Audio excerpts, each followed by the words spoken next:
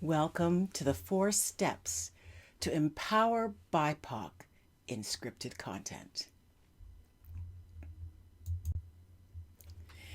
You are in the right place if you are Bipoc and working in scripted production. You may want to be hiring more Bipoc to be working with you, or you may be working all by yourself and struggling. You may be tired of all the stereotypes in the content that you work on, and you really want to make a difference at work and in the world, but you really don't know how. You are, however, not in the right place if you are in show business just for the money and the chicks. You don't think that content matters. You're not here to be anybody's role model.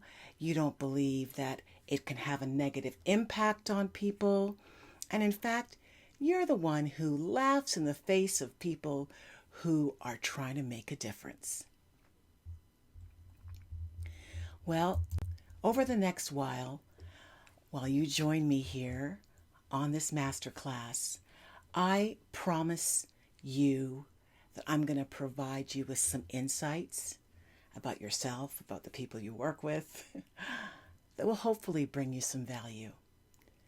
I'm going to provide you also with an opportunity to empower yourself. An opportunity for you to get access to the tools that can change everything for you. All I ask in return is that you open your mind and be ready to try something new. I'm going to need your undivided attention, so please close all your tabs, find a nice quiet place, pour yourself a cup of tea, a glass of wine, get yourself a nice notebook that you can take some notes in, and we're going to do the first exercise. And really the only exercise that we're going to do during this master class. So I want you to sit upright. Keep your spine erect. And keep your chin down, but lift your eyes up to the ceiling. And I want you to look as far to the left as you possibly can. Actually, try to even look behind you when you're looking so far to the left. And now come back to center, above, in front of you. And now look to the right as far as you possibly can. You can feel your eyes straining. You're trying to look behind you to the right so much. And now come back to center.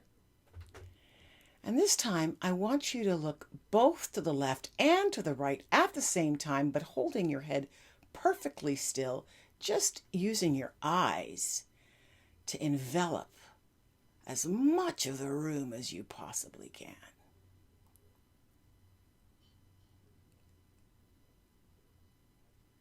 And relax. Now that exercise is a mind-opening exercise, which I think is necessary because we're going to be talking about a lot of things that you may not have heard before, a lot of new ideas. And sometimes when we hear new ideas, our tendency is to fall asleep or to shut down or avoid those new ideas in whatever way that we can. And I don't want you to miss a thing.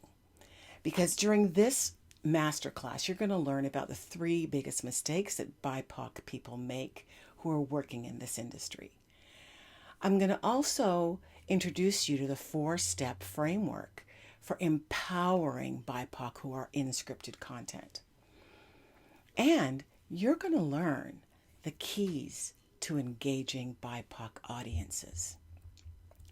Now, the first thing I want to share with you is one of the most exciting bonuses that we're going to have. There are going to be several, but this is one of the most exciting ones.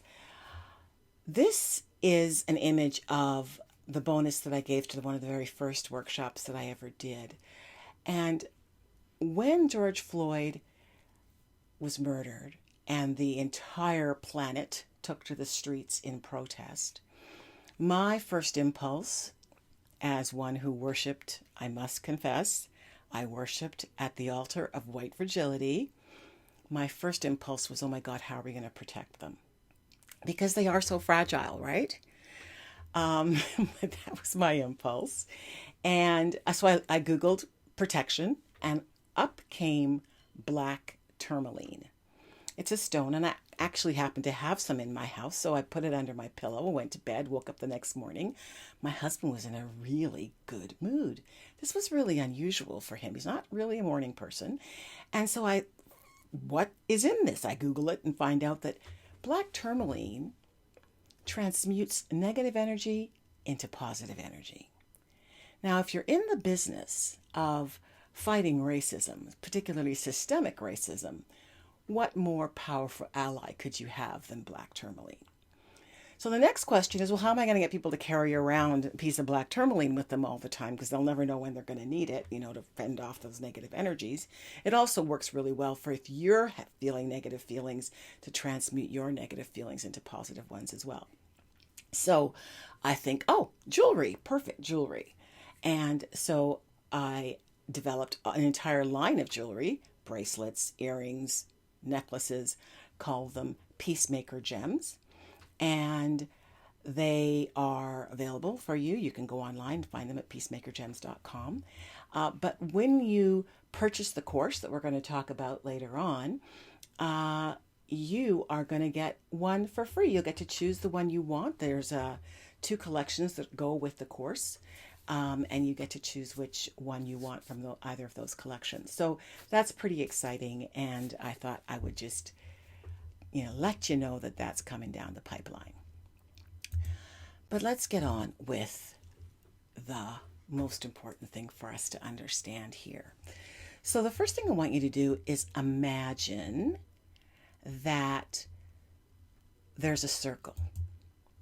And in this circle is all the knowledge about race and culture and language and gender identity and gender preference and people living with disabilities and invisible disabilities and religion and gender pronouns and all the complexity that is within racial groups and nation groups, and all of it is within this circle.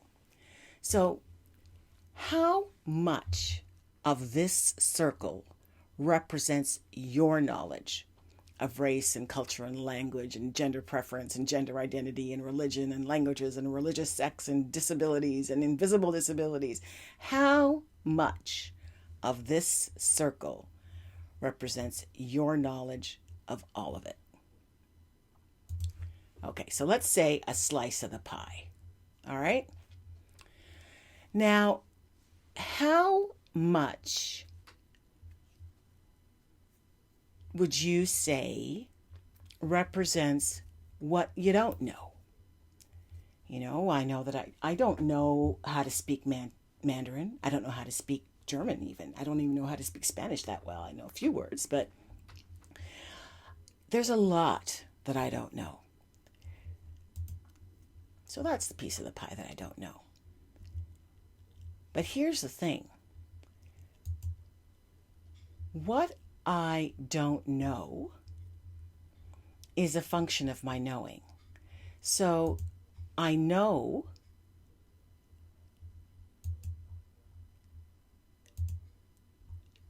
that I don't know, and I know that I know. So I know that I know how to speak English. I know that I know where Trinidad is. I know that I know lots of things about Trinidad life and culture and so forth, but I also know a lot of the things that I don't know. So what does the rest of the circle represent? Well, the rest of the circle represents those things that we don't know, That is the stuff that makes up our blind spot. So imagine that you are a writer or a director or a producer working in scripted production, and you are making a show for today's audience. And we know that today's audience is more diverse than it's ever been. It's over 50% of the population in every single major market in North America. We're talking New York, LA, Vancouver, Toronto, Chicago, you know, every single major market in North America, over 50% of their populations are racialized people. So if we're making a show and we want that audience to be engaged by that show, we want to hire that audience, right? Now, people have long said if you want to serve a market, you hire the market. And a lot of you are already working on very diverse teams, lots of BIPOC people around you, but it's not actually serving the market. The content hasn't actually changed that much. I mean, I was excited when I saw the hiring that was going on after George Floyd died, but as I watched the credits, yes, the names have changed, but the content really hasn't. So we're still having a huge portion of our market that's undertained, not entertained, undertained, because they're being ignored. Either they're not in the content at all, or stereotypes are being portrayed. Single stories are being portrayed. There's no explanation given for the things that they do. It's just the characters are not complex. The stories are not complex or original. So that segment of the population is undertained. Get it? So if we're able to hire people who represent different segments of the population, and if we're able to work with them in the specific way that the course that I'm going to tell you about teaches you to do, then the blind spot that you have starts to get smaller and smaller. Because if my segment of the pie says, I know what it's like to be born in Trinidad, raised in Canada by a single professional woman who is divorced from a single professional man, and they raise this, their only child, co-parenting, I can give you what that looks like.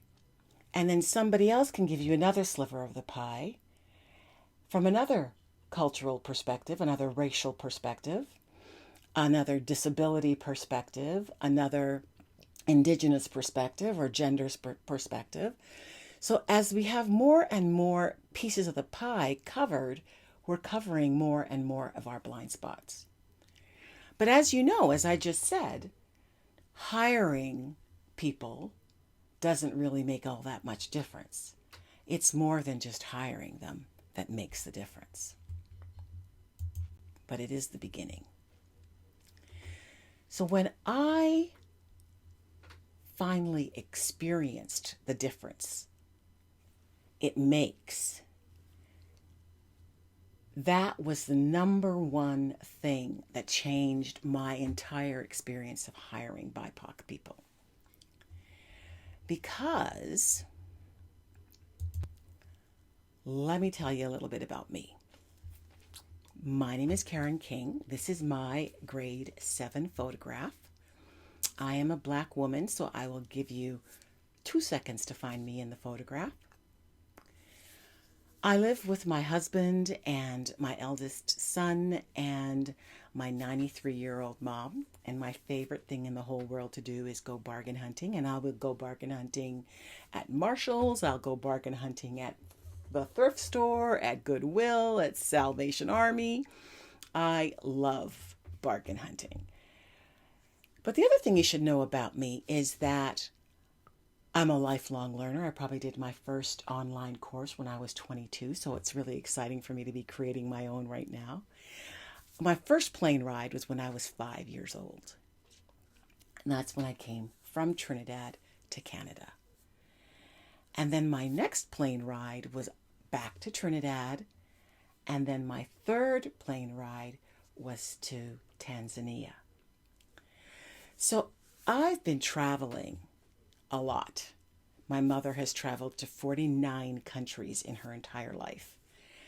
And I haven't gotten anywhere near that many, but I think the love of traveling and getting to know other people and other cultures has been what has really stood me in good stead doing this work that I do with racialized people from all over the world, loving all the diversity that we have within us. And one of the things about this business that it also got into my blood very early, I was about 8 years old when I won my first supporting actress prize at the Parks and Rec for doing my part in Hair, the musical. I was then 12 when the local media heralded me as the standout performance for the Cowardly Lion that I played in The Wizard of Oz. But at the end of the year, when everybody gets the prizes for their excellence in school, I didn't get the drama prize. And the following September, when I ran to tell the drama teacher, okay, what are we doing for a play? Because now he knows I can act, right? Now he's prepared to give me a lead role, because he wasn't prepared to give me Dorothy before, no matter how, much I told him I could do it. This time he says to me, oh, sorry, we have no black parts in Bye Bye Birdie. I was wounded to the quick, right? To the core. I was talented. I loved acting. It was something I could do, and I did well, and I really enjoyed it. And so I suddenly became aware that there was something really unfair that happened when talented people were not given opportunities. And even when they were given opportunities, and even when they did excel, they weren't given the credit for being as talented as they were. And the other thing that I became acutely aware of was that the images on television of black people that I saw had nothing to do with any of the black people that I knew. So, at that young age of 12, I knew that I wanted to play a role in changing both of those things.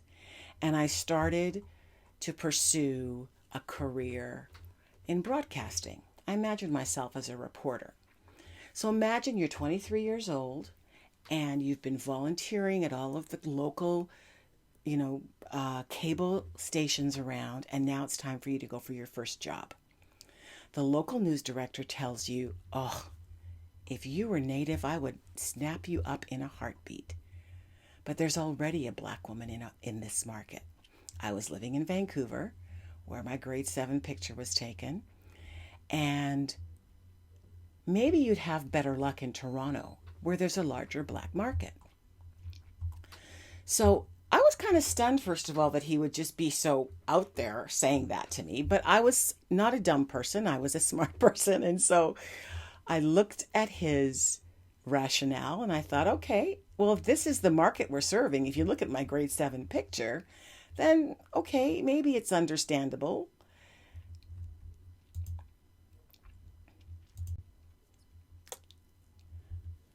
But here is what the audience looks like today. This is my son's grade 4 class, and I dare you to find him in there. And that was a few years ago. So if this is what the audience looks like today, then isn't that what the storytellers should look like too? So that truth continued to be reiterated throughout my career. If you want to serve the market, you need to hire that market. Scripted production has been doing its best at hiring racialized people since George Floyd. But it really hasn't been making the difference to the content and to the audience that it usually does when you hire the market. Why not? Well, stay tuned and I'll tell you.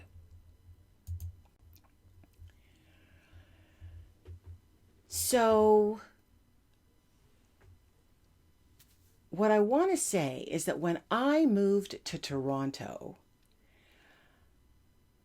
I started producing commercials. And I was pretty committed to hiring people of color on screen because I told you my story, right? I want to do this. But it creates so much anxiety. because I really don't even know where to begin. I realized that growing up in a white world, I ended up having the same programming as everybody else, being taught not to trust people of color. I was the only person of color on set. It's stressful asking the agency if we could do some racialized casting. I'm shaking, my voice is trembling, I can hear my heart beating, my palms are sweaty. I started to get people of color cast in silent on-camera roles. But I didn't have as much luck hiring crews.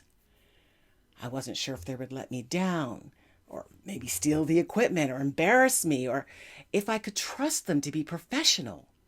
I hired a PA who went way over budget, and a receptionist who left the country instead of showing up for work and didn't bother to tell me. But I didn't let that stop me. I was committed to this, and I kept trying and trying. When I left commercials, I worked on a short film with a black director and an all-black cast. I hired a black PM, a black pretty department, hair, makeup, and wardrobe, a black stills photographer and publicist, and a black PA. A couple of black PAs, actually. I had broken through. I'd actually gotten comfortable with hiring diverse talent. And that started to pay off pretty much right away. There were black productions that were coming to Toronto to shoot their movies, their series. And one of the things that happened when Tim Reed, you'll recognize him from WKRP in Cincinnati. He used to be Venus Flytrap. He was the executive producer. He walks into the production office and he says, "Where are the black folks?" And they say, "What black folks?" And he says, "Listen, if we're doing this together, you need to hire some black folks in every department." And so a friend of mine, Claire Preto, was hired, and then she got a full-time job at the NFB. So she recommended me for her job. So I began helping productions locate black crews because they weren't in the unions. So we got them permitted to work in the union. So I worked with the Family Channel and Tim Reed's production company. I worked with Columbia Pictures. This was a film called Booty Call that had Vivica Fox and Jamie Foxx in it.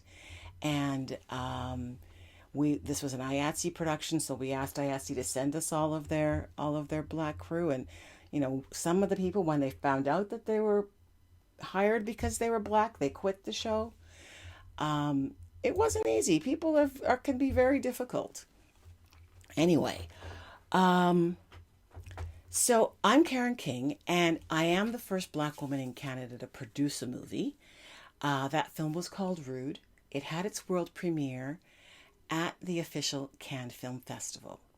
Now, I was invited to produce Rude because of that first short film with the black director and the black cast. That film was also coming out of the Canadian Film Centre, as was the team that was already on Rude. And that film, Rude, had its world premiere at the Cannes Film Festival. We were actually in the official Cannes Film Festival, a section called Un Certain Regard. And I am the first two-time winner of the Canadian Academy of Motion Picture and Television's Diversity Award for the best production with diversity on and off camera.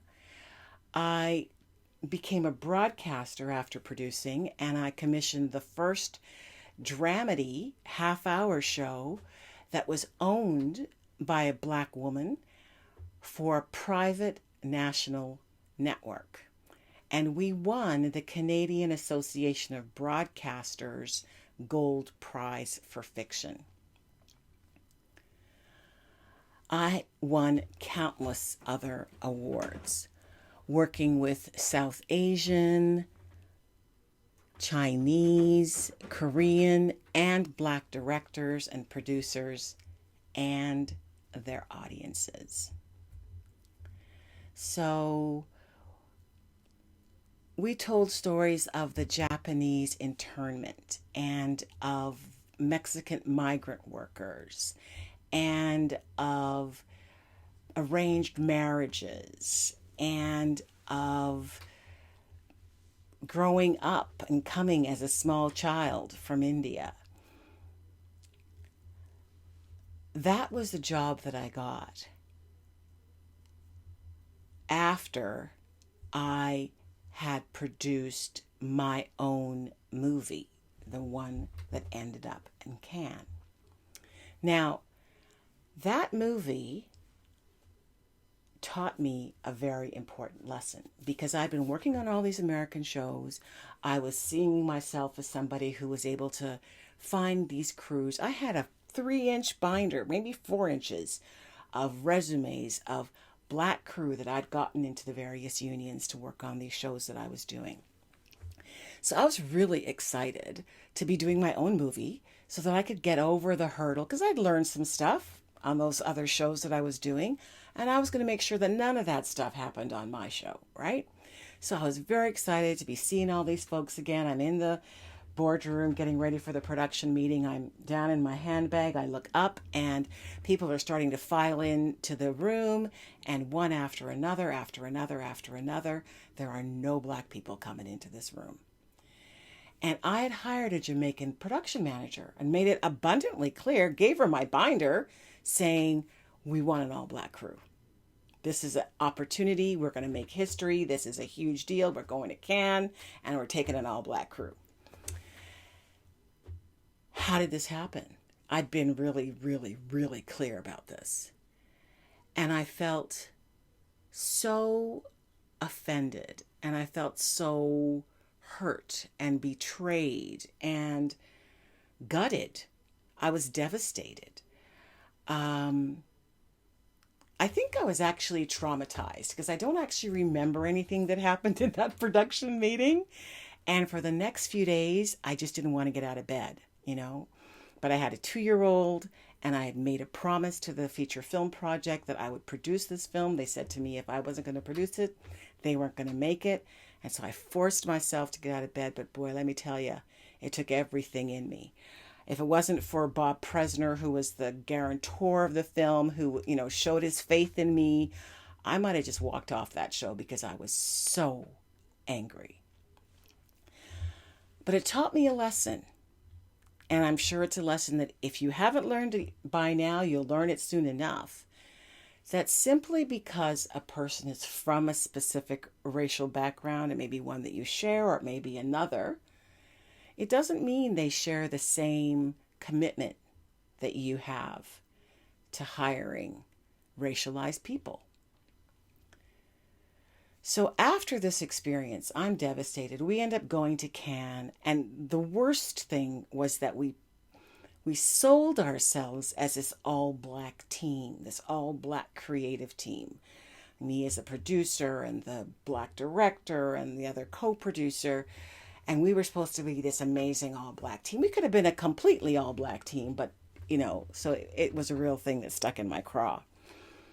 If we'd been able to move forward, you know, as 30 or 40 or 50 or 60 people instead of just 3 or 4 of us, because the doors closed after our film went to Cannes, and another black film wasn't produced in Canada for another 10 years.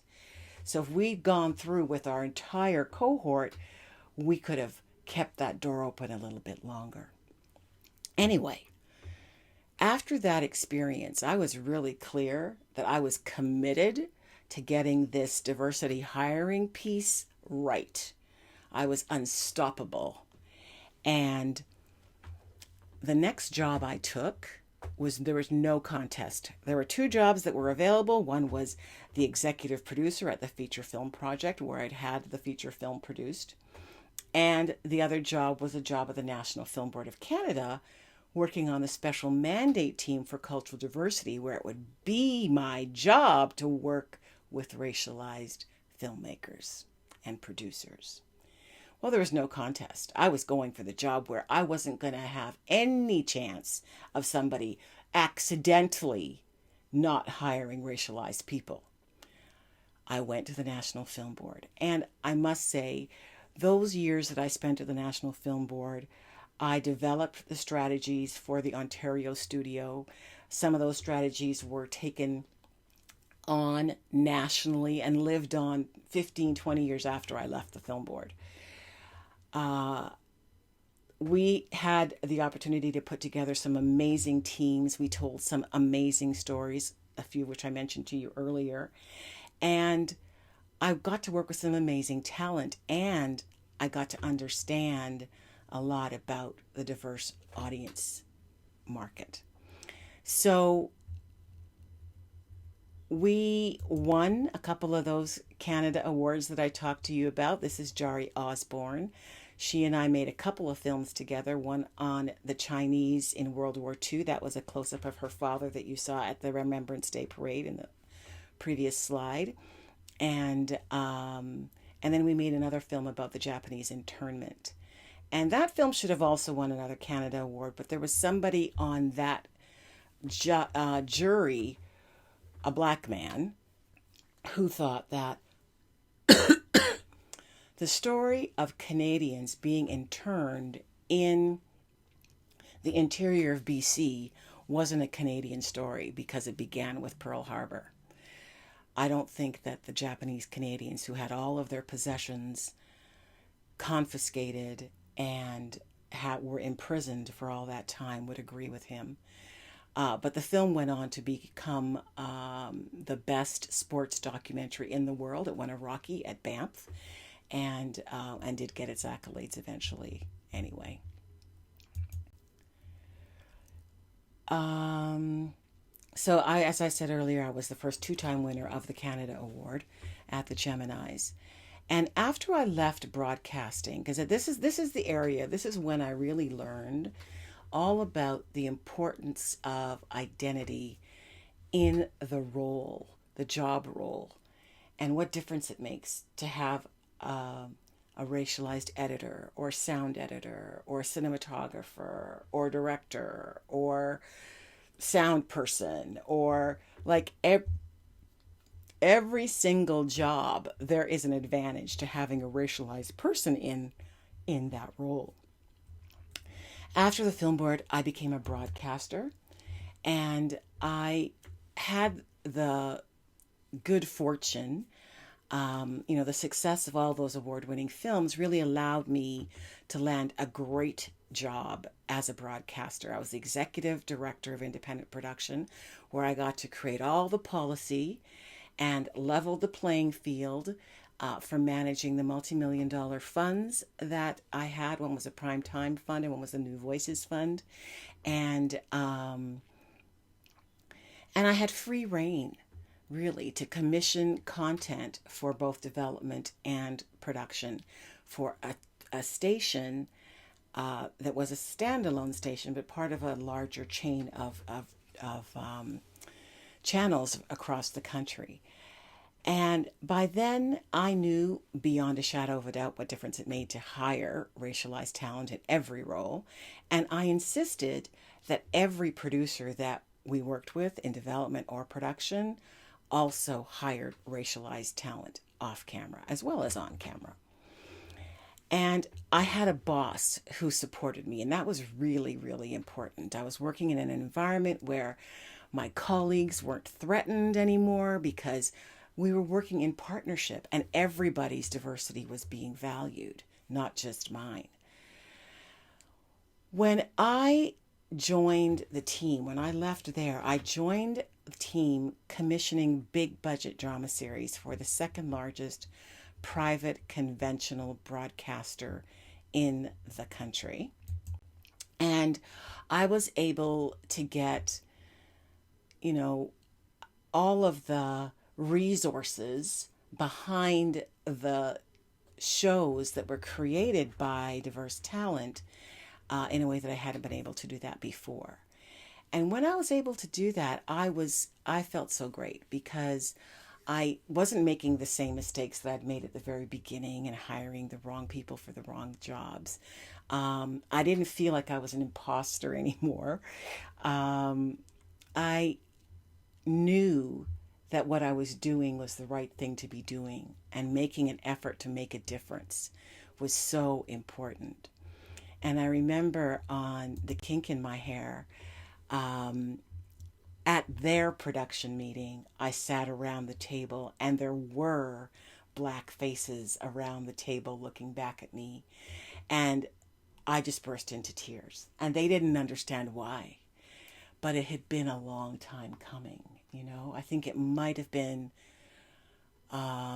maybe 10 or 11 years after my movie, where I'd been so heartbroken and disappointed, that it was really wonderful to be in a room with all of these black women who were owning this show and telling these stories, and black men as well.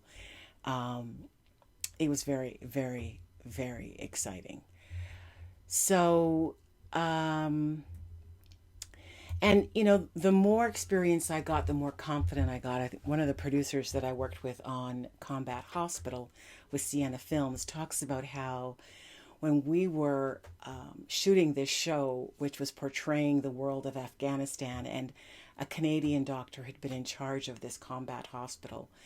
And when we were shooting it, I was always talking about reflecting the diversity within the diversity. So I wanted to have the various dialects within the Afghan population reflected in the show, so that Afghan audiences would really appreciate all the work that we had done. Because what's the point of going to the trouble of, researching a show and getting, all of that kind of, we had the creator of the show had gone to Afghanistan and gone behind, the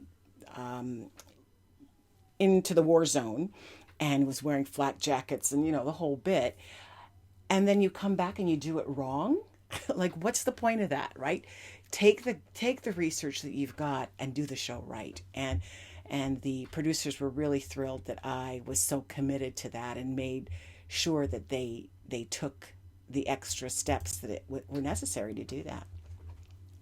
I also shared this, way of working with a lot of professional schools. So the National Screen Institute was one that I did a number of workshops for, until it was taken over by a black executive director, and then I no longer was invited to do any workshops for them.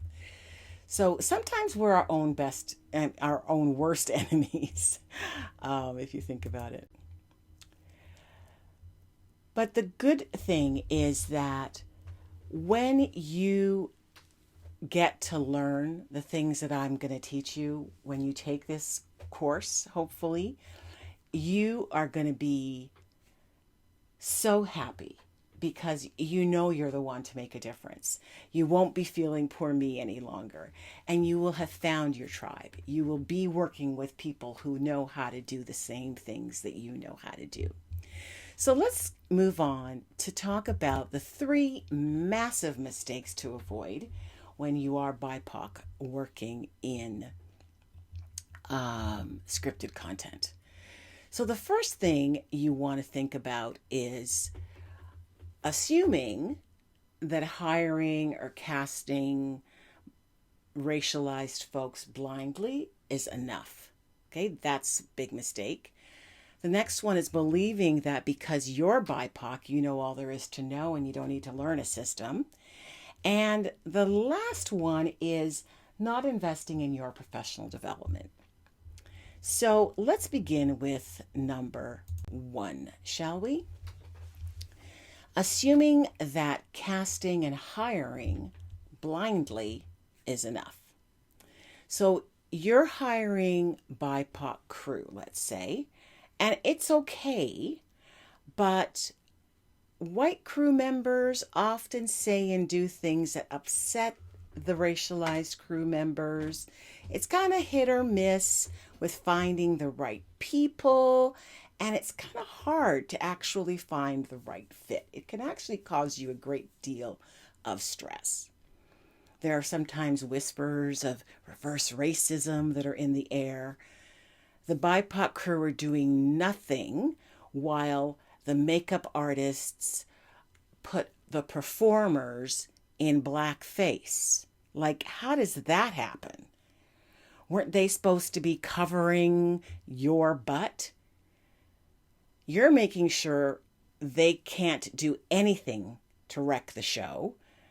They're cast in roles where it doesn't really matter what color they are, even if they're speaking roles or the lead doesn't really matter. So they have no real cultural identity. And they complain a lot about the way they're being treated by one department or the other.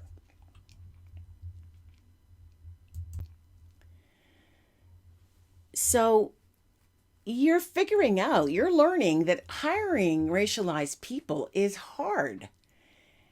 And, you're busy just trying to do your job, right? You're directing or you're producing or you're writing, and you really don't have the time or energy to be worrying about getting other people from racialized groups hired. Or you might find yourself working in a very diverse team, but again, it's not that easy. And even when you do work in a racialized team, it isn't really making the difference because the voices that aren't racialized are really controlling the agenda.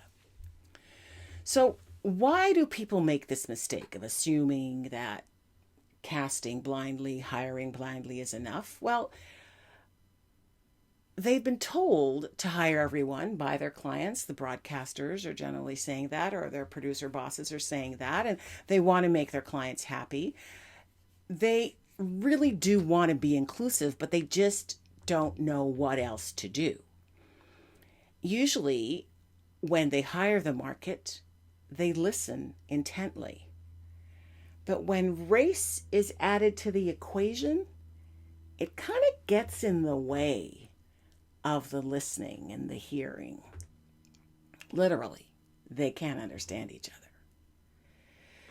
So I told you that I was going to let you know what this is why. Because with the added ingredient of race and the dynamics of race that say racialized people are at the bottom of the pile, there is no sense that I need to hear what you have to say.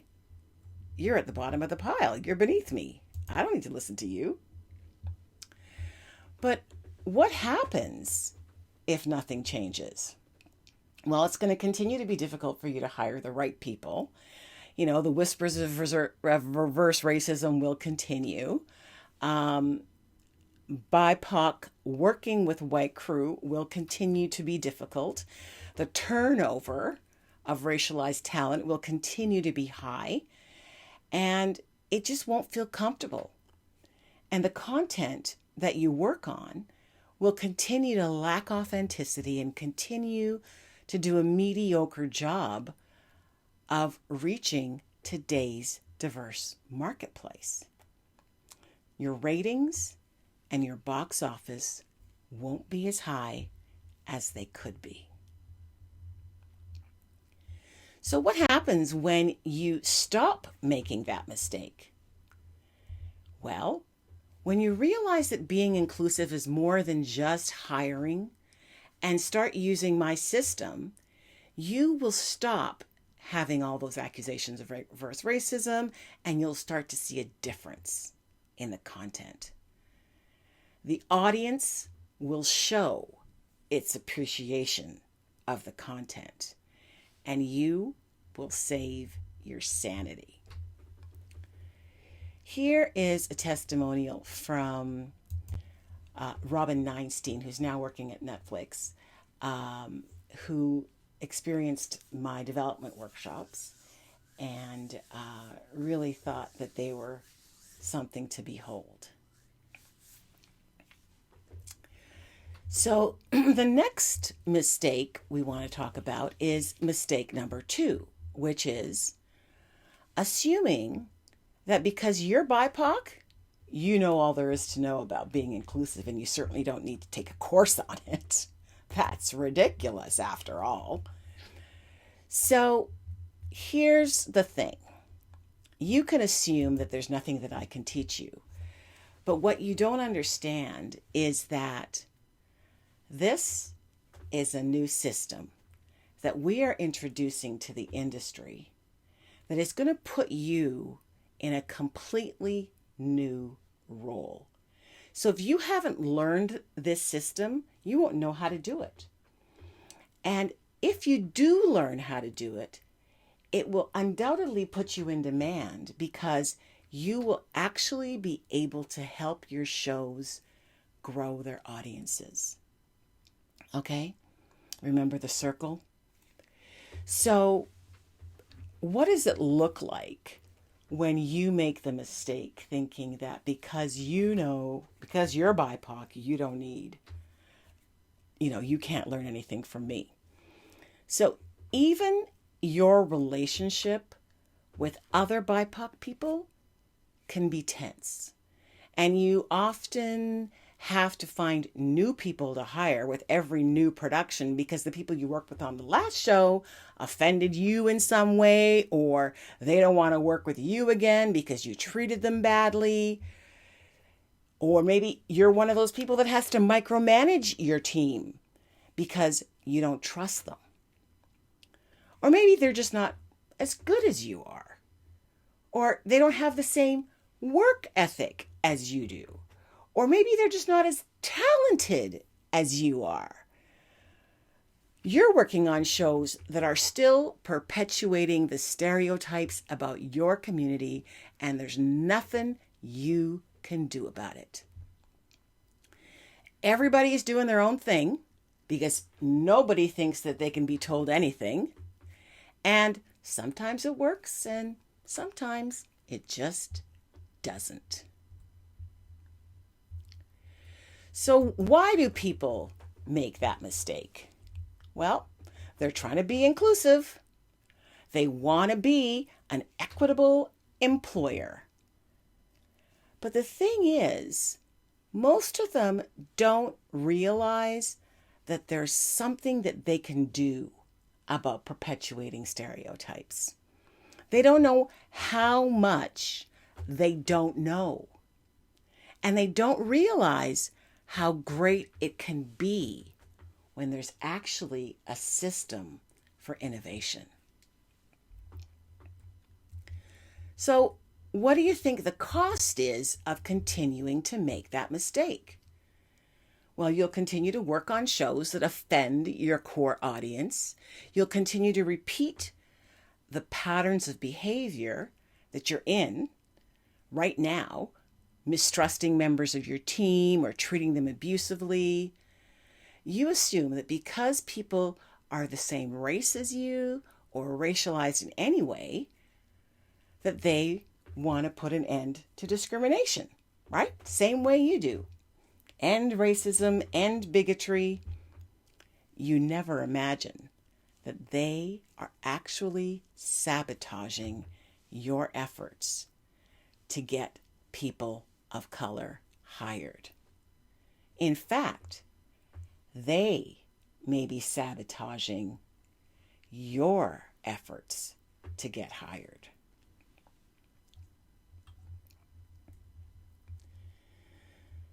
So what happens when you stop making that mistake? When you start to use a system where you're given a pivotal role, you'll start to see a difference in the quality of your content and its ability to make a positive difference in the world. You'll learn how to get along with your BIPOC team and get the best from them. You'll learn how to collaborate with everyone for innovation, no matter where you are, from script to distribution on the supply chain. You will have a sense of job satisfaction that you didn't even know was possible.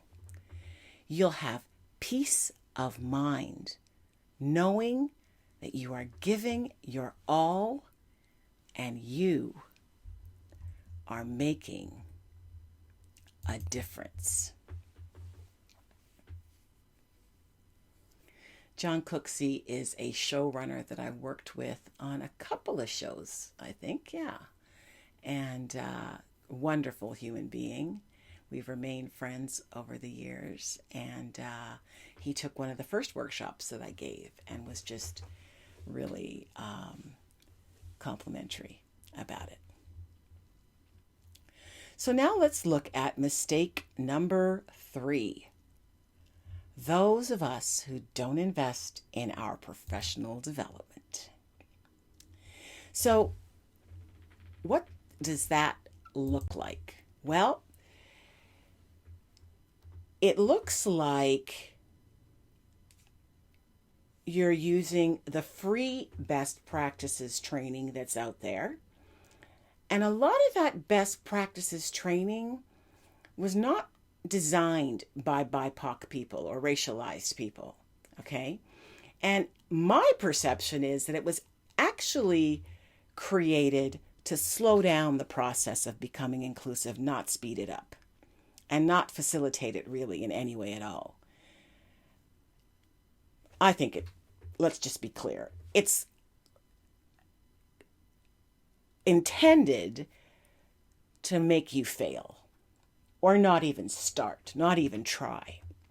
So it'll make you feel like you're taking one step forward and 2 or 3 or 4 steps back. You'll continue to flounder when it comes to being more inclusive. Your colleagues will either be offensive or defensive, but rarely collaborative. You won't know what to do to make a real difference on the productions you work on.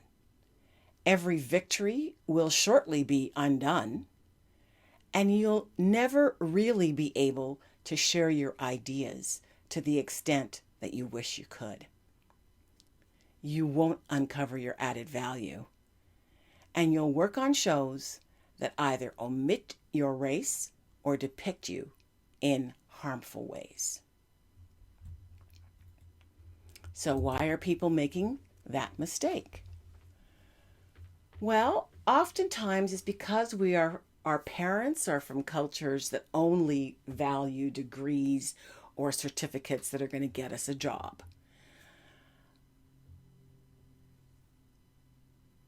But what we know is that it takes more than a degree to really understand how to work with people. And those are some soft skills that are important to learn. And in this particular case, we're actually teaching you a whole new way of working together. So when I came up, there were people who were teaching us this way, the way that you're learning right now, how to work together. And what we know now is that that way of working together has some very deeply embedded systemic racism within it. And so if we really want to create content that engages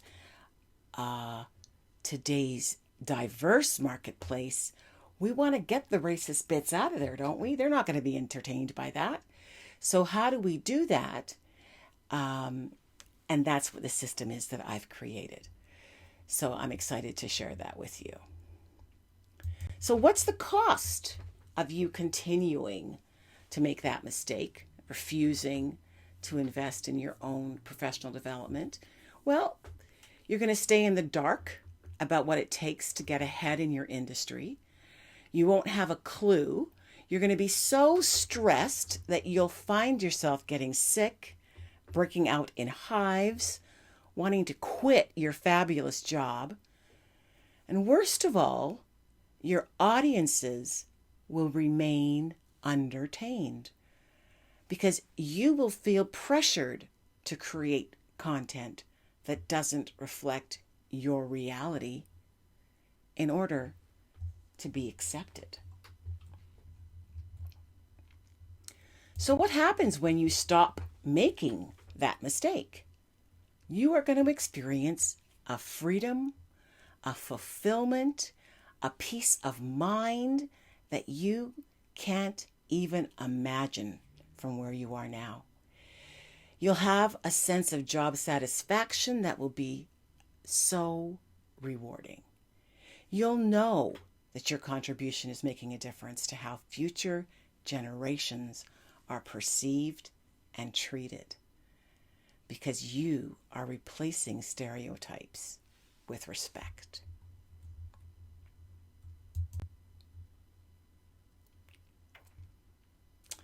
Min Suk Lee was a filmmaker that I worked with, or is a filmmaker.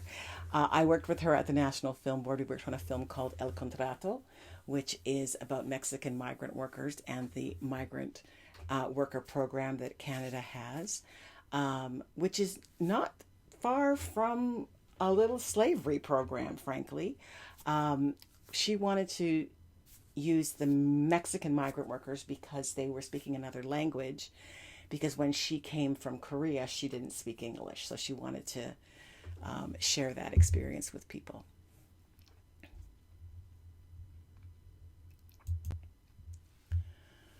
Tabby Johnson is an actress, singer, a black woman who used to sing with Rick James back in the day and invited me to come to an ACTRA event that they had, their annual meeting. Okay, so let's move on to the 4-step framework that we have for BIPOC to transform the world on the job. So you got a sense now of what those 3 mistakes are that people are making in our industry that really keep them stuck. And now let's talk a bit about the program that I've developed that I am hoping that you're going to be interested in learning, so that we can start changing the content that we work on and therefore change the world. So the first step is empower. So why is it important for us to empower BIPOC people? Well, race matters. Some of us have been told that we don't even belong to our race because white people feel that race is such a horrible thing that they don't want us to feel like we're stuck there, right? Some of us choose to believe that we don't belong to our race and say stupid things like, I'm not a black director, which is perfectly obvious to anyone who's looking at you that you are. So this is not a statement of an empowered person. But that person would say to you, the reason that I don't want to say that I'm a black director is because you never hear white people say that I'm a white director. Well, white people, unless they're coming from a place of white privilege and understand their white privilege, they don't understand the concept of race. Race is not them. They don't see it as it applying to them. It applies to everyone else but them. So, race is something that just doesn't affect them in the way that affects us. So for us to pretend that we have the same frames of reference is kind of naive. And it seems ridiculous that we often expend as much energy trying to dissociate ourselves from our race, we're not a black director, as we do giving our stories away to white people to tell. Like, oh yeah, you can tell our story just as well as we can. Oh, that's possible, but we will tell a different story. And I think that's the opportunity that we as BIPOC people have, is the story that we tell is a story that will likely resonate with our audience more than a white voice telling it will.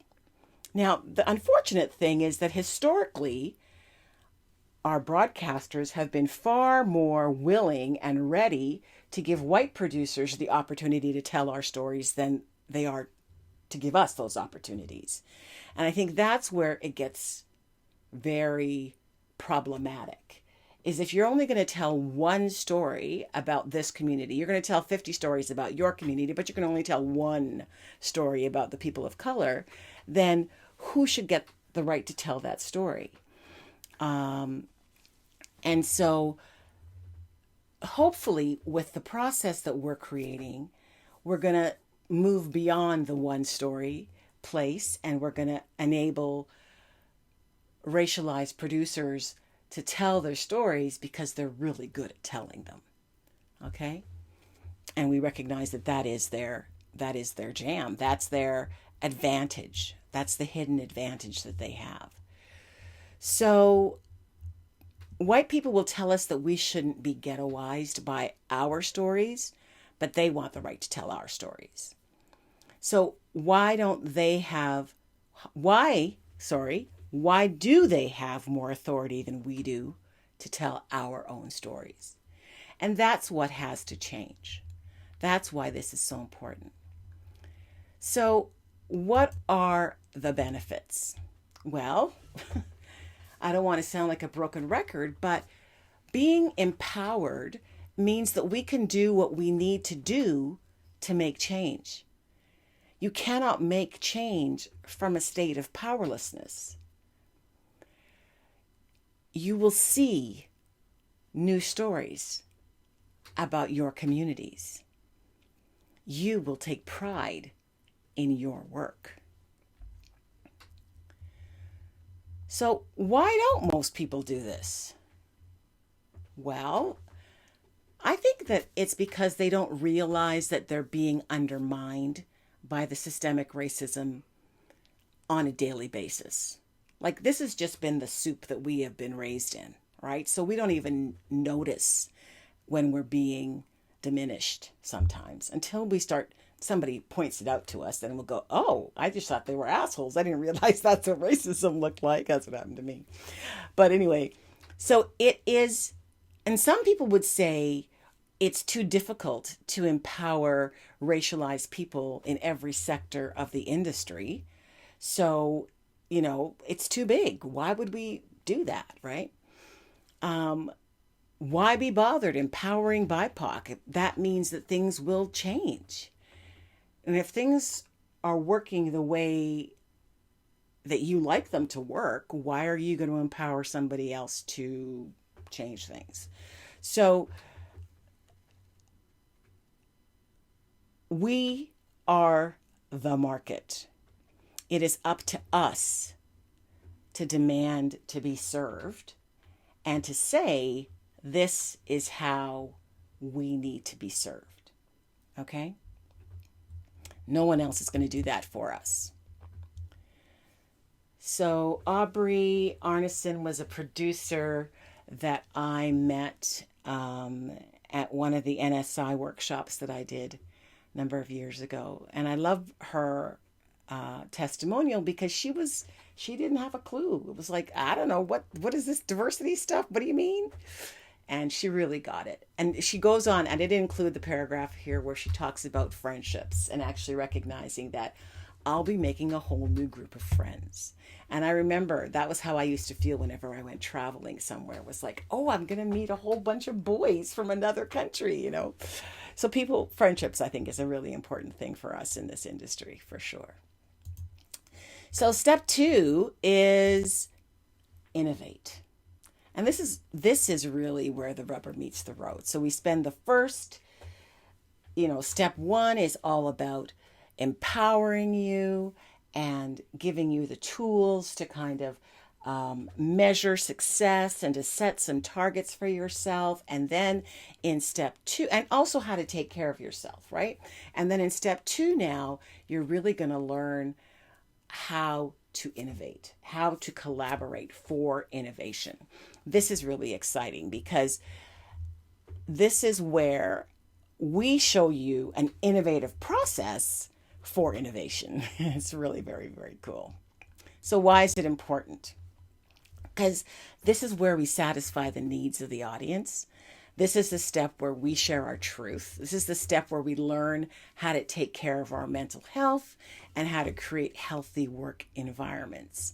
And this is the step where friendships are forged. So what are the benefits? Well, the playing field levels because everyone is valued. Our communities end up getting more than one story. Our audiences become engaged and loyal viewers, and racism is challenged. Finally! So why don't most people do this? Well, I think it's because they don't actually realize what is possible. I think they don't have this kind of experience working with BIPOC people to actually create a process like this. And I think that it took somebody who was sort of uniquely qualified in the way that I am, who believes in the talent of BIPOC people and understands what is possible, and then understands how you create innovation to build something quite like this. And I think also that they're accustomed not serving our markets. Like, that's just not been a priority. 20, 30 years ago, we were 4% of the market. Today, we're 54% of the market. They're just not accustomed serving us. So we haven't been a priority. We understand that. We get it. For me, collaborating for innovation is one of the most healing things that I've ever done. It is just zen. It is amazing. So step 3 now of the process. So that was step 2. That was innovate. And step 3 is now sustain. So the fact is, we're still in a world where racialized people are the last hired and often the very first who are fired. And when there's so much diversity within our racial groups, the ease with which racialized people can appear to be disposable is disturbing. It is important for us to create a process that ensures that everyone is treated fairly and for the long haul, not just for a pilot project, as though all of the racialized people will have disappeared in 3 years when the pilot project ends. We've been here and we're going to continue to be here. And the sooner that the industry starts to acknowledge us, whether it's in the funding models, and treat us fairly with those funding models, the sooner the better that our audiences will be served. So why is that important? Well, it is important for us. We lose a lot of racialized talent every year because they can't sustain their livelihood, because they are, cast aside too quickly, too readily, because they aren't given an opportunity to grow. They aren't allowed to make mistakes and learn from their mistakes. So we need the opportunity to do all those things, because when we are given the opportunity to do those things, we stay in the industry and we strengthen the industry. Diversity really is our strength. We're going to show you exactly how to make that happen, but it really is our strength. And the benefits are that we enhance the content. We engage the audiences. People will actually start getting the promotions they deserve instead of training the people who get the promotions that they deserve. So it's really important. And why most people don't do this is because, again, racism is real, right? There are a lot of people who will tell you that their bosses just don't invest the time and energy in managing them or mentoring them that they do in their counterparts.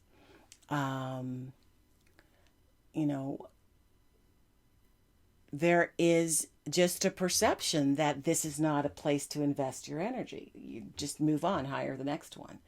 So we want a permanent place in the industry for racialized people.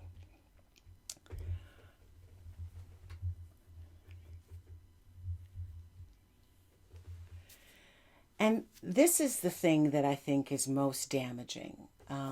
Jennifer Kawaja was with Sienna Films. Combat Hospital was one of the shows I did with her. I did their first documentary with them, and then Combat Hospital was their first series.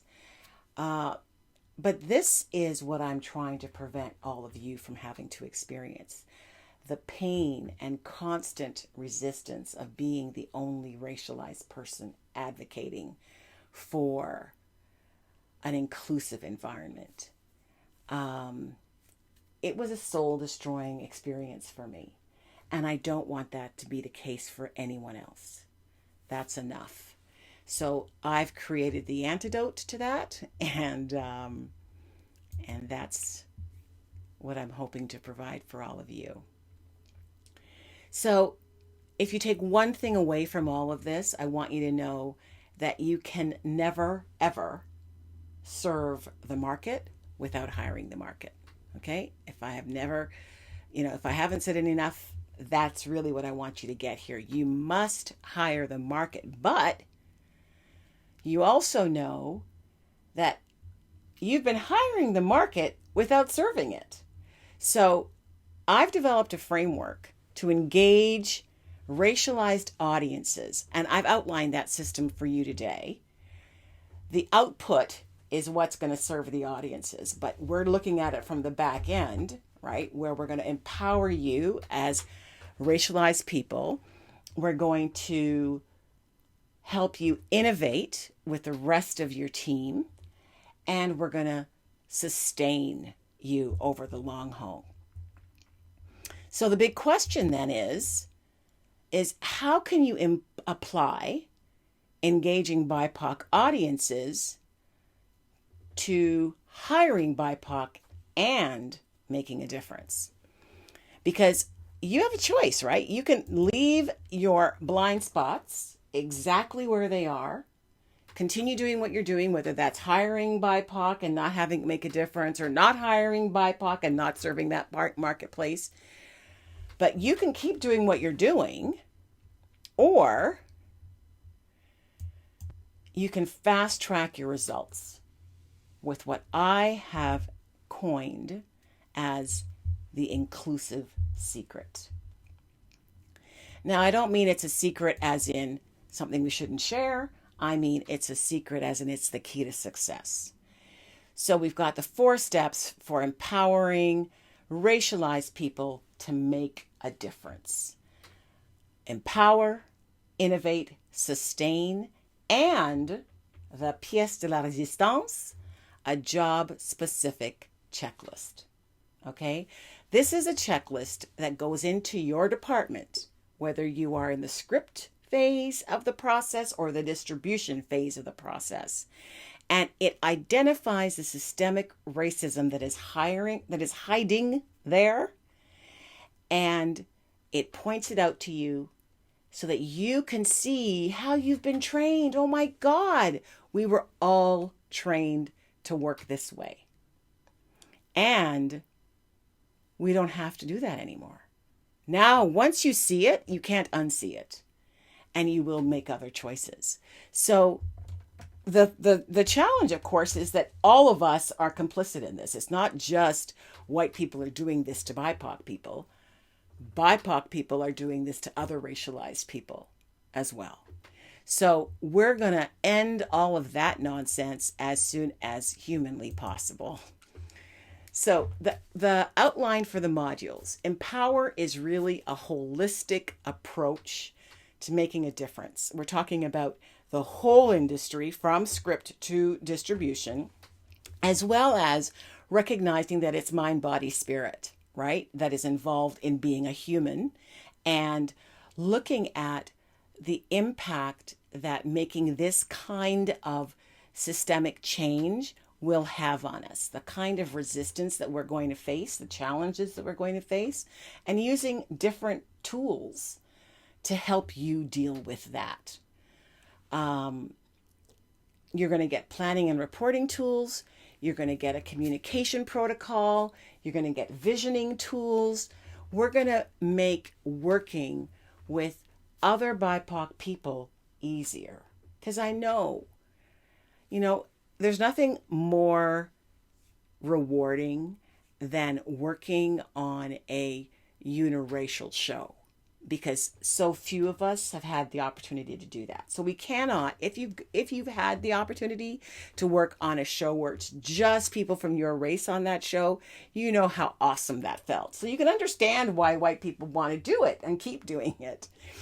But it's not serving them anymore because they're serving a different market today. And it is still a business. Money still talks. And as long as that is the case, white people are smart enough to know, okay, we got to change things up here. Let's do something that's actually going to serve us. So then we've got innovation. We're going to innovate, which is maximizing our creativity. It helps us overcome those obstacles that are in the way. It helps us boost the creativity that we've got and really does transform our teamwork. So the next one is sustain, where we're protecting our BIPOC workers, we're managing their challenges, and we're serving BIPOC audiences. And the job checklist, systemic racism, is unveiled. We give you a checklist to be inclusive. Checklists are all the rage. In a hospital environment, checklists save millions and millions of dollars and lives. In our case, it'll just be lives we're saving. Because don't think for a moment that our content didn't kill George Floyd and every other black man and black woman that has been used for target practice because their lives have been diminished in the content that we create.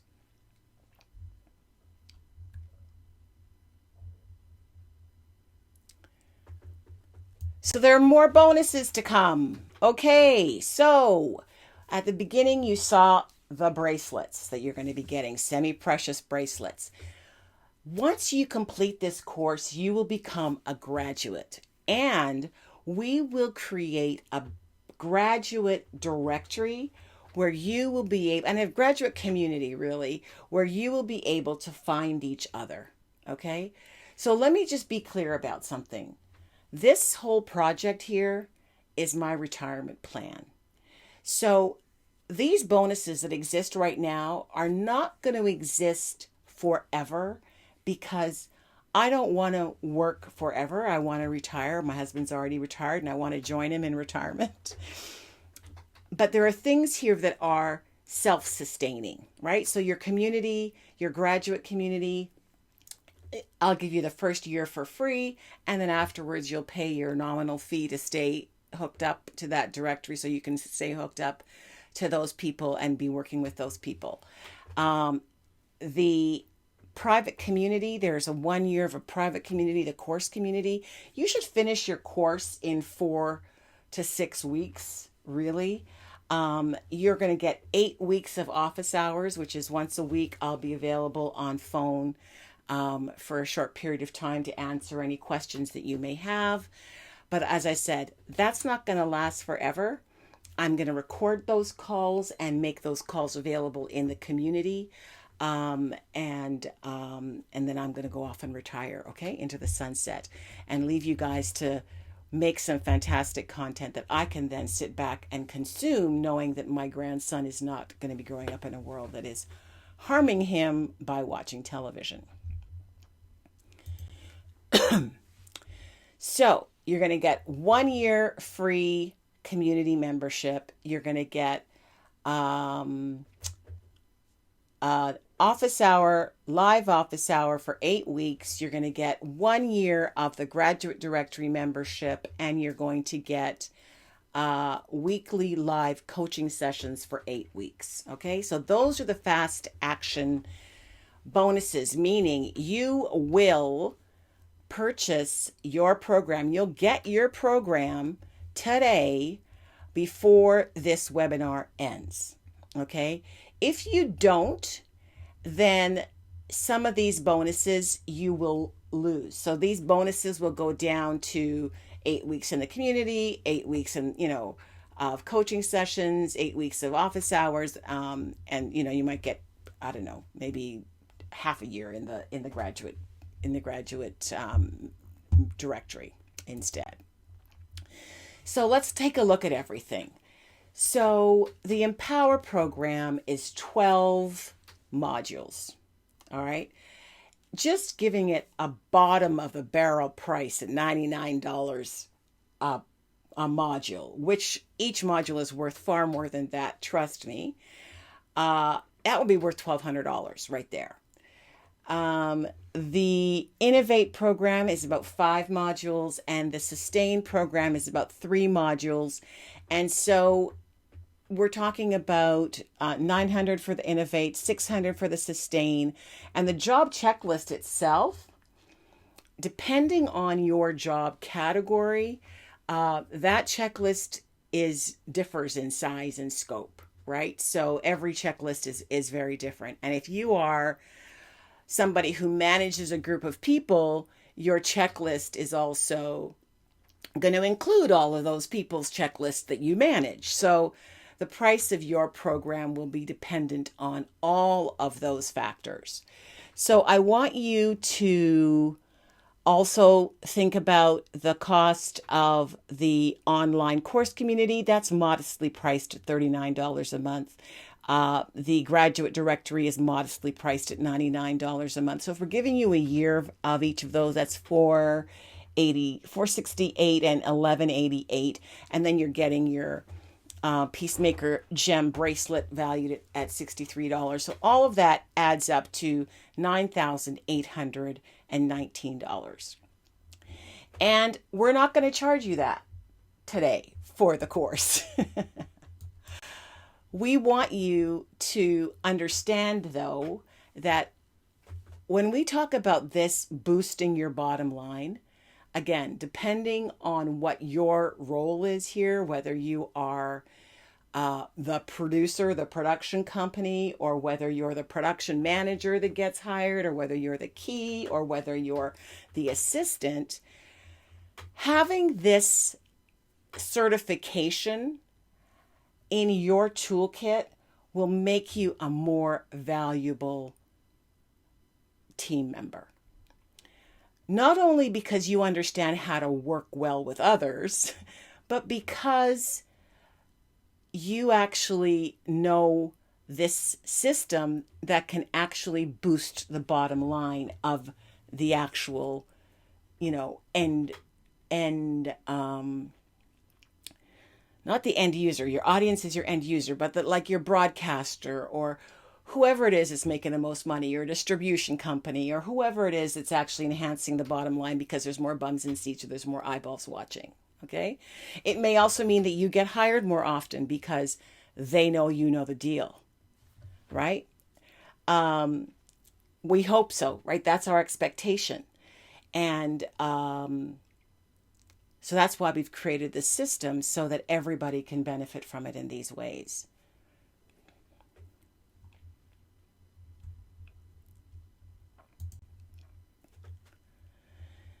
So what you'll see is that there are a number of testimonials here. Some of them are from white producers, some of them are from black producers, some of them are from Asian producers, some of them are from South Asian producers. So Syrian producers. So you've got a real wide range of people who I have worked with and who have appreciated the work that I have done with them. And I know you will as well. So it is something that really is going to be a game changer for the industry because we're taking the racism which permeates our society out of this little industry that we have here, and it's going to be really exciting. So one of the things that makes people have some peace of mind is that there's no, you've got a refund, no risk. If you don't like it, you'll get your money back. Well, this is an online program. So once I've downloaded it to you, once you've got access to it, it's kind of like out of the bag. And so I can't really put the genie back in the bottle. And really, the only way that refunds are issued is if you've done all the work and you've, worked with a team and the process hasn't worked, right? And that never happens. So I don't want to even entertain I don't want to give you the false expectation that there's going to be a refund available, because you're never going to need a refund, because this thing actually does work. So what you're going to do, there is a button below that you are going to click, and that's going to take you directly to the order form, which you're going to complete with your name, and you can click it now, and fill in your name and your email address and your phone number. That will allow us to send you SMS messages, which we love. We think they're the best. And your address, so we can get your bracelet to you. Don't forget to put your country first, so that we can get your postal code or your zip code or whatever your country code is correct. And then you will check off that you understand that your information is going to be used in accordance with the terms and conditions that are laid out, and they are in accordance with the Canadian laws for electronic documents. And then you see this little red button here underneath the poster, where there's a little red button besides transformative marketing. That's where you actually choose. That's what you're going to be purchasing. And once you've clicked there, you've filled in all of your information, your credit card information, then you'll click Get Started Now. And then two things will happen. You will receive your process. You'll be taken to a link, and you'll receive your process at that link, and you'll do the course online at that link. And then you'll also receive a download of your job list. Okay. Now, until I can figure out how to get both things on the same platform, which I could probably do, but I don't know. We'll see. What I'd prefer for you to do is not try and use your job checklist until you've learned the process, because it's kind of like you driving the car without having taken any driving lessons. You're likely to hurt somebody, mainly yourself, in the process. This is really not something that you want to do alone. You really do want to have your department, your entire department doing it, or your entire production doing it. And it is now, we're at the beginning of November, and no, let me put it this way. We're at the beginning of the month, and I want as many BIPOC people as possible to register before the end of the month. Okay? So I'm going to ask you to do something, which is share this program with as many people who are in your department as possible. And if they purchase this program, you will get 30% of whatever price they paid for it. Okay? If they then refer it, you'll get 10% of their referral. Okay? So I want to get this out there like wildfire. And so I really want you to benefit from what there is to benefit from. Happy to share the spoils, and to really get this working, because I want to be able to have the rest of the industry come on board when we have at least, I'm going to say at least 5 people from every department trained in this method. Okay? BIPOC people. Because this method doesn't work without BIPOC people, right? It doesn't work without racialized people. This is not a technique that white people can just take and apply on their own, like, you know, how they like to do it yourself diversity. This is not that. This is something we have to do together. Because if we're going to change the way that we create content in this industry, we have to do that together. All right? So that's the plan. The webinar, the masterclass will end when this 15-minute clock ends. And if you haven't had a chance to complete your purchase by then, you can be put on a wait list, because maybe now is not the right time for you to make this commitment. And then the next time that we launch it again, or you may find it comes around to you through somebody else again.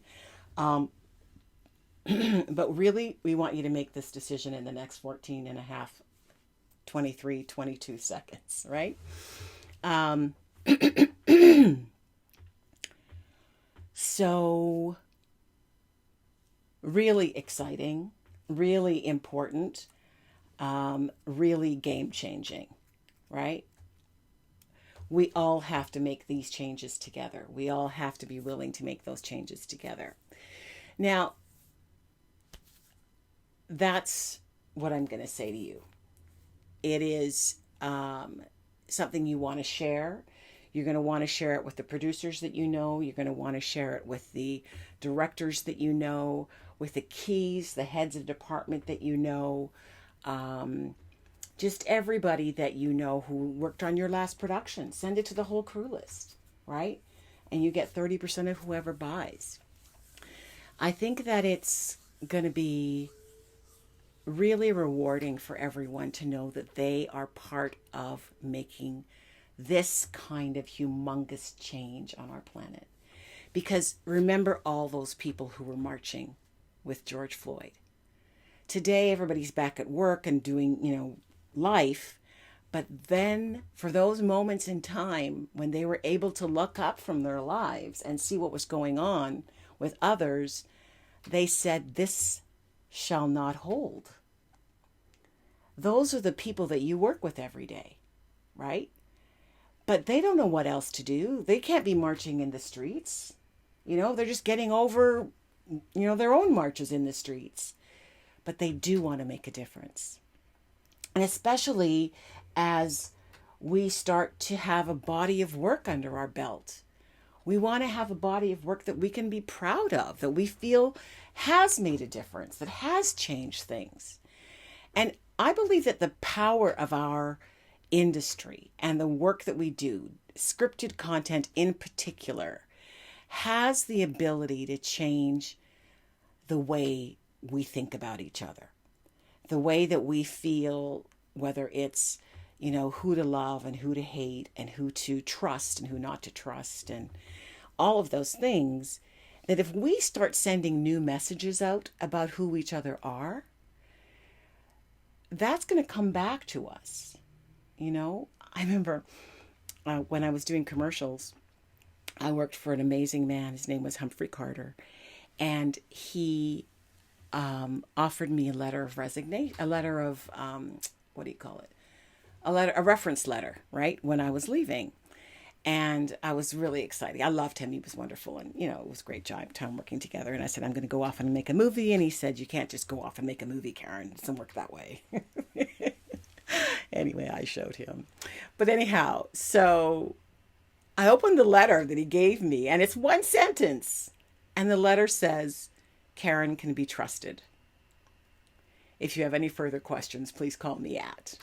And that was it. And I was kind of disappointed by the letter because I thought he was going to say all kinds of nice things about me and whatever. But he didn't. And all he said was, "Karen can be trusted." And it wasn't until years later, I think I was working for the private national network at that time, and I understood that there was a fundamental lack of trust in racialized producers that made broadcasters think that it was better to have a white producer attached than to give a racialized producer a chance. Because, of course, remember when I was talking about the way that we were all socialized not to trust people of color, hello, I realized that that's what was at play here. And Humphrey knew that. So when he wrote, Karen can be trusted, he knew that that was all that the people who would be hiring me would care about. So unfortunately, I can't put my hand on that letter anymore. I don't know if I even kept it. I might have been so offended by it. But now I understand really how powerful that letter was. Because he may not have trusted me when we first met. He didn't know me from a hole in the ground. I'd worked with Derek for a few years before. Derek Van Lint was the director who partnered with Humphrey in forming the company called Derek Van Lint and Associates. And I became a producer there. Derek trained me to be a producer. Derek was the cinematographer for Alien, and the first Alien, and was a brilliant director cameraman for commercials. He'd been a cameraman in the war, and then he came to Canada and was a director cameraman for commercials here. And I remember the first commercial I did with him was for a company called Ward Air. The commercial never saw the light of day because the company was bought out before it went to air. But we were lighting a 747, right? So we were in this hangar. We've got this gigantic plane. I go into the craft service room. I'm going to get the room ready for, just get all the fruit and vegetables and whatever cut up and so forth and ready for snacks and so forth. And it feels like I must have been there. And then I finished doing that, and then I kind of just sit down, pull out my computer, and we're ready to turn over. And I think it was like 45 minutes. It wasn't long at all. Derek was known for being incredibly fast. But I'm like, what could he have achieved in 45 minutes? Well, the whole hangar was full of smoke, and he had all of this beautiful light going and all these beautiful directions, and it was gorgeous, and his lighting was stupendous, and that was working with Derek. He was amazing. Another great show that I did with him was when we went to Montreal to shoot a Bell commercial with the Cirque du Soleil. That was amazing. That was incredible. Again, we were in this major, huge, I don't know if it was a hangar or just a studio, because I've never shot in Montreal since then. But these acrobats were doing these amazing acrobatics in this space. It was just incredible. He was a genius. He was really something else. But he had a very limited view of who Black women were, and really thought that if it wasn't for him and his production company, I would probably be a streetwalker. The notion of my parents being lawyers and teachers would have blown his mind, right? My having a university degree would have blown his mind. So all of that is just to say that our medium has given people a very limited view of who racialized people are. And it's time for us, for you, to pick up the gauntlet and to say, I'm ready to make a difference. I'm ready to draw a line in the sand and say no more. I'm ready to learn a new way of working so that my voice can be heard, and I don't have to feel like I'm pushing a rock up a hill. I don't have to feel like I'm not being heard in my place of work, and that I can't share my truth and my stories. And I have to be subject to these narrow-minded perceptions of who we are, and be part of perpetuating those stories. Because I'm going to get the inclusive secret today. You have 5 minutes and 47 seconds left. And if you don't get it today, it isn't the end of the world. I'm counting on you guys who are the early adopters. I'm counting on you guys who are tired of failing. I'm counting on you guys who really want to make a difference, but don't want to be in the level of pain that you're in. I'm counting on you who want to make a difference and who want to make sure that racism has the possibility of ending in your lifetime, in my lifetime, so that your grandchildren are heads of Fortune 500 companies, because there is no glass ceiling. That there is no expectation that they are not able to fulfill, because nothing is stopping them. I want that for you.